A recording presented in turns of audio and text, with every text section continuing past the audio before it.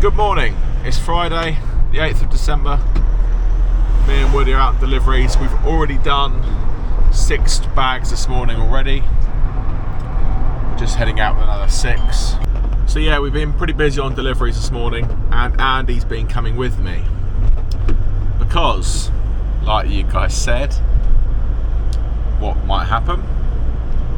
I pulled my back on Monday. It's still a little bit painful here and there. It was just a cold morning. I hadn't warmed up properly. I dragged the bag off, absolutely fine, and then the customer actually asked me to drag it up onto a tiny curb, and obviously the bottom isn't completely smooth or flat, so the log was getting caught and I was having to give it a right good heave to try and get it up this curb, and then went my back, so I had to carry on delivering for the whole day and the day after anyway, because it's all booked in. So yeah, it was a bit painful, especially the day after and Wednesday. Not so bad yesterday, but I did bring Andy with me yesterday out on deliveries just to give me a hand dragging them off, and same again this morning. Andy's now gone back to the yard because we've got some trade customers coming to pick up nets, so I'll just do these last 6 on my own. It should be absolutely fine. I feel a bit stronger today, but all of this has kicked me into gear to getting the crane seriously looked at. Now, I found a crane, very capable, doesn't weigh too much. I mean, I could go for a smaller one, but this one has double extension, and if I was to tow a trailer, I could pick bags off the back of a trailer and and unload. And if I need to pick up any materials, I can pick up. It picks up, I believe it's 1.4 ton close in. So yeah, it's going to be very handy. So it's worth investing in. I have finally found someone that is potentially going to fit the crane for me. I'm going to go there this afternoon to the bodybuilders. It's what they do. They fit bodies to Arctics, rigids, etc. They specialise in aluminium work on the bodies, and they do fit cranes. So I have to go down there this afternoon so they can measure up for a subframe, because you can't just bolt the crane direct to the chassis because it will flex. The crane itself does have legs on it,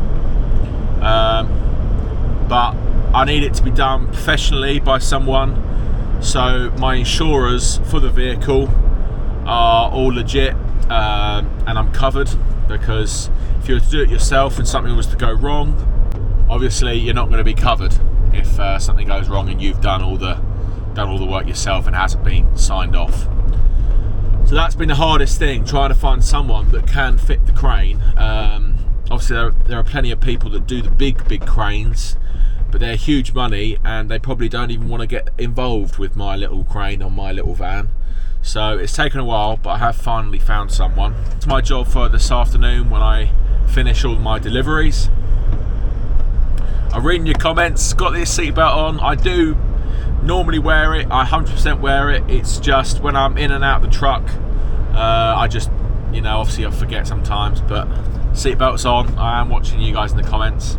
That should be quite exciting. I probably won't film when I'm there, but I try and get as much information as possible, and hopefully we'll get something booked in. Alright guys, so we're just on a delivery of some nets down to Hull Cottage, which is a landmark trust house on a local estate. I do also supply the estate's farm shop with log nets as well and kindling. But the landmark trust property on the estate, they rent it out, so it is a holiday let. So if you're ever in the area, be sure to check it out. Hopefully you've got a 4x4. So I have to use the D-Max for this delivery because, as you can see, it's pretty off-road and it does get worse. And then I will show you when we get there the house in the middle of a woodland. It's lovely. I do have a picture on my Instagram when I was delivering last winter, and a load of just finished snowing, and it was lovely. It's like a postcard. As you can see, it's pretty rough down here, so don't be bringing any sports cars on holiday. I wouldn't even bring my grafter down here. I mean, it probably could, but especially in the winter, sometimes it floods down the bottom here. It's pretty wet and mucky. So I'm actually gonna back up if I can down to the cottage, because there's no turning area down there.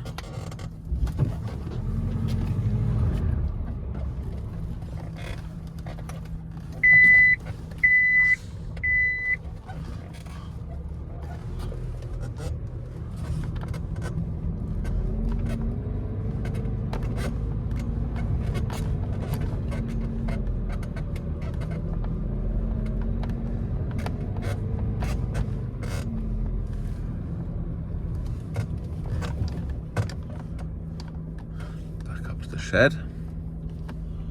As you can see, this is whole cottage. So if you are interested, have a look at Landmark Trust. Landmark Trust either manage or buy old buildings around the UK, and then save them basically from getting demolished or whatever it be, and then you can rent them out and for holiday let. It's a super sweet little cottage.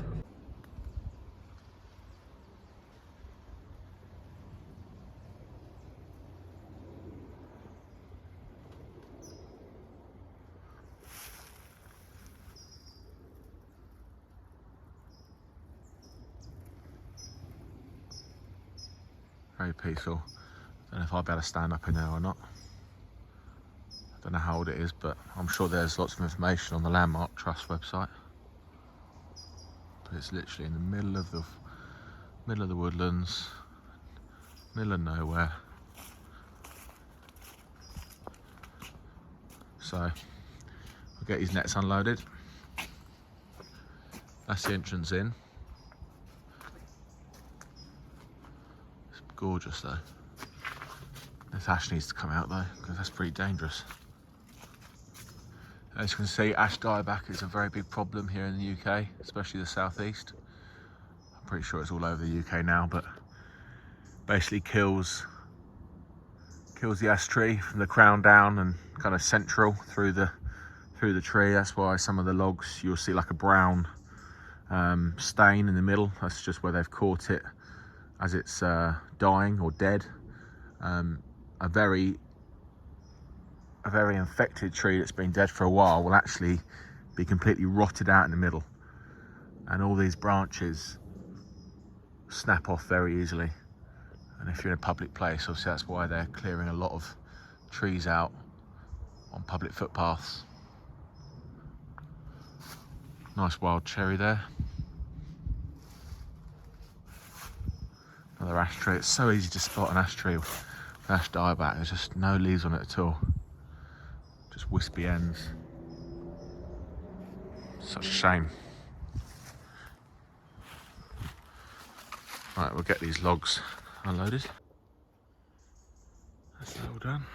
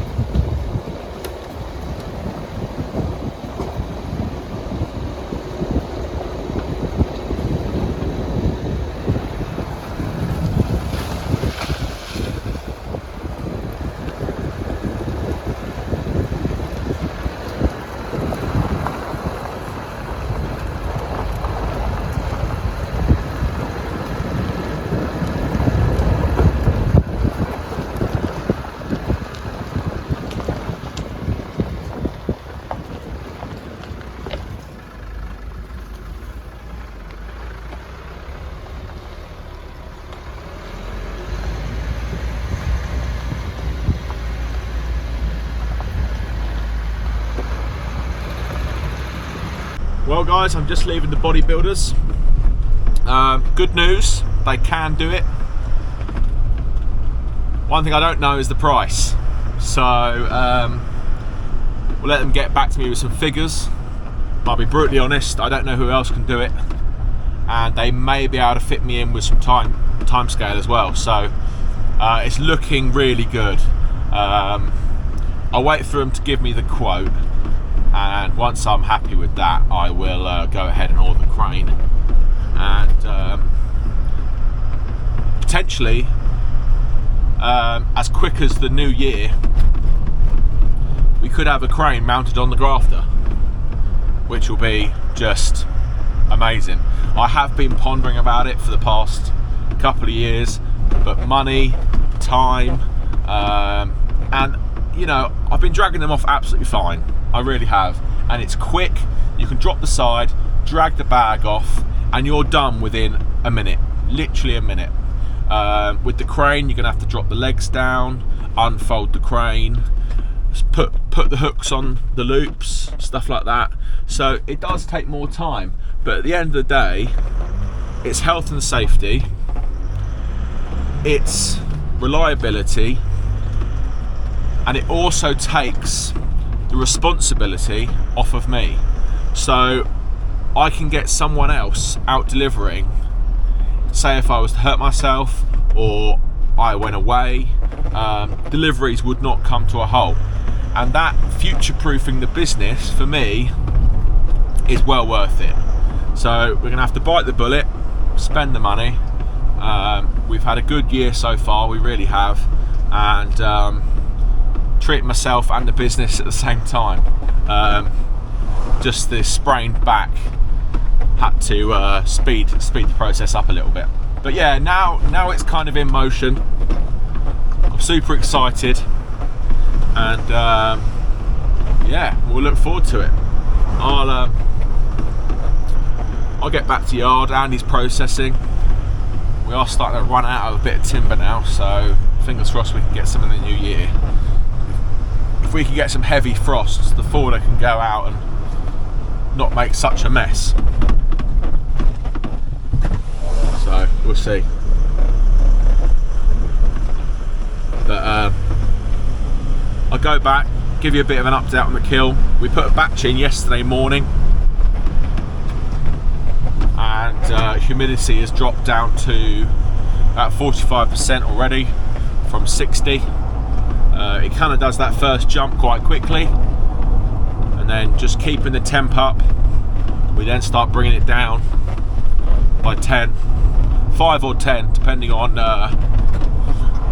how cold it is and how wet it is. But we have got that process down to 4 days now.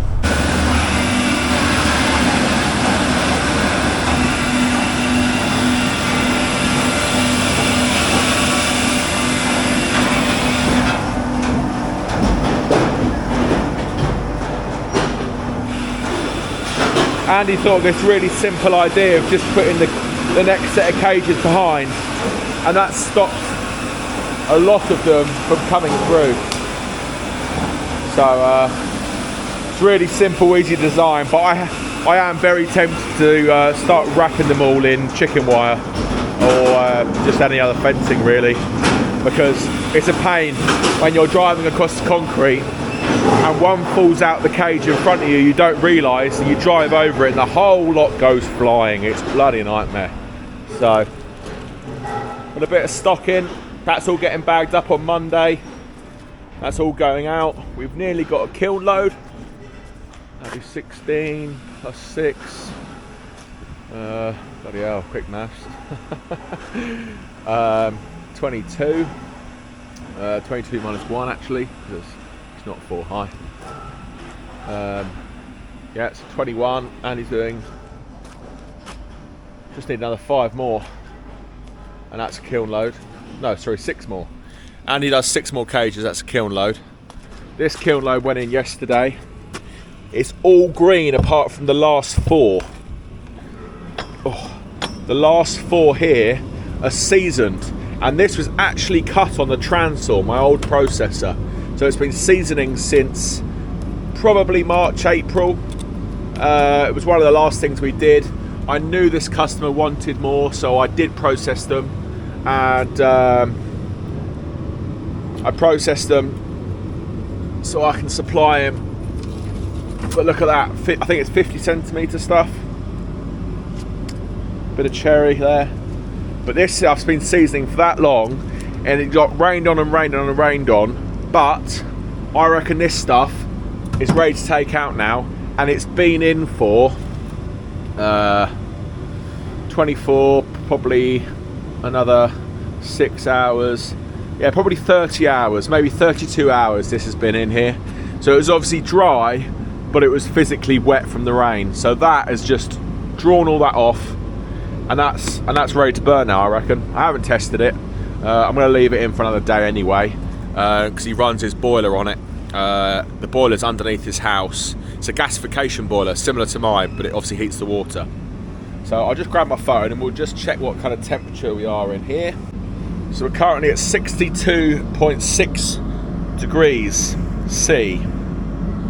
Just downloading the data from the sensor. Relative humidity is at 17%. As you can see, that temperature is just rising and rising. So when we went in, I actually went in at 3 o'clock yesterday. 4 o'clock, sorry, not yesterday morning. So actually, this stuff's only been in for 24 hours. That's what we need to do. We need to get a head on cages, season it, and that will reduce it by half what's in the kiln. So it's just slowly come up temperature, and we're just slowly bringing the humidity down. I'm going to go and, as we're at such a high temp now, 62, I'm going to go and change the extractor fan on to come on more often. Grab our coffee. Don't forget, guys, these containers were supplied by ATC Containers. So head over to their website, atccontainers.co.uk. Any container I've bought off those. Even Build One, number one, was bought off of ATC, and they've been fantastic. I am actually buying a standard container for some storage, extra storage, very soon off them as well. So they do reefers, operational reefers with the fridge unit working. They do 20-foot containers, 40-foot containers, standard containers. They do one-trip containers as well. All very good prices. And if this video comes out before Christmas, they do have some good deals on.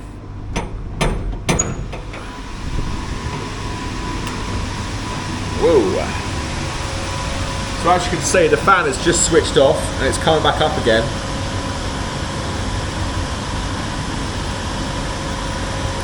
But it's hovering around that 40 mark. Hi guys, does anyone know why the Inkbird is reading a different relative humidity to the sensor that's inside the kiln on my phone? On my phone it was reading 17%, and on the Inkbird it's reading 40. I just don't quite understand why. Both of them are relative humidity. Just wondering if anyone had a good idea why. Our target's 40. There's no point in having that, so we're going to go down. Go down to 30. We've got an 8% differential, or 8% humidity differential. So it will try and get down to 30. It will get down to 30. When it gets up to 38, the fan will then come back on again and bring it down to 30, and it will do that all the time, trying to get rid of that wet air. But the main thing is we want to keep that temperature in the kiln. We want to try and keep it above kind of 50, 55 degrees C. That's the aim. That seems to be the sweet spot for drying logs. Any hotter early on, you do have risk of kind of case hardening in some species. Beech, oak can do it as well. So the burner's really hot at the moment. 122. That will just come back down before it reignites and comes back into temp. as you can see there, we're coming down. So before, we were relying, go on buddy. Before we were relying on the burner to push out that wet air. But now, we're sucking out this wet air. I don't know if you guys saw my short the other day. It was quite a cold day. It was around that kind of 0 degrees Celsius mark. And there was steam pouring out that fan, pouring out of it. So it's obviously doing its job. I'm planning on dropping this container down next week. Sorry, I can't really hear you. I'm listening to buddy Morgan Wallen. I did actually go and see Morgan Wallen at the O2 the other night, and that was fantastic. But yeah, we're going to drop down Kiln 2 onto the concrete soon. Just want to leave it a little bit longer because it is on the edge of the slab. As you can see, we've driven in, keeping away from the edges. Don't know if it makes much of a difference or not, but we've been keeping away from the edges. We came on with the forklift and just stacked up a lot of empty cages, and I'm actually going to jump on the forklift now and do a bit more and put this burner fuel. This burner fuel is from here. I grabbed it with the digger because obviously we've got a bit of a ledge now. We've got a 6-inch ledge, especially this end. So I'll grab them as the digger, plonked them down there, and then we can use them over the weekend. Let's tidy up this yard a little bit, try and get some of these cages stacked up. We do still have to get the cages from the other depot, and that's 90 kg. No, it's not. It was only it was just over half a load, so it was 60 cages. So it's that again, basically, that block again, which is going to bring us out to here. We don't want to limit ourselves, but it's going to be so much smarter when it's all here like that and not all sprawn across the yard, because we do need space for Ben to turn around with the lorry.